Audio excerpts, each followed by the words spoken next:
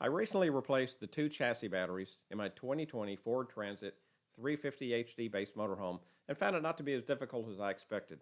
In summary, the two batteries under the driver's seat were relatively easy to remove by sliding the driver's seat as far forward as possible, removing the battery covers, disconnecting the batteries, and removing one battery out at a time.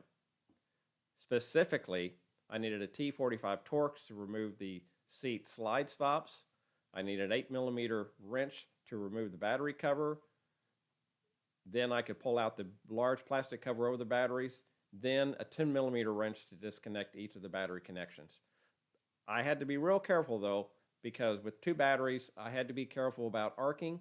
So I used rubber or silicone gloves to wrap things up and electrical tape to prevent arcing, especially when I had one battery connected and the other one disconnected.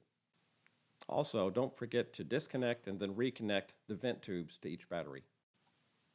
As a side note, I started this project because the motorhome manufacturer connected its electrical system directly to the chassis batteries rather than through a customer connection port.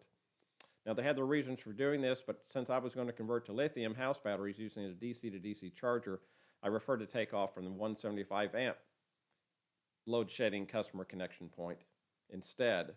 Secondly, note the location of the fuses for these customer connection points. There's a 175 amp mega fuse for CCP2 and a yellow 60 amp plug-in fuse for CCP1.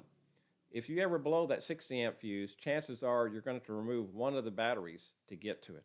Thanks for watching. Hopefully my next video will be on my house lithium conversion.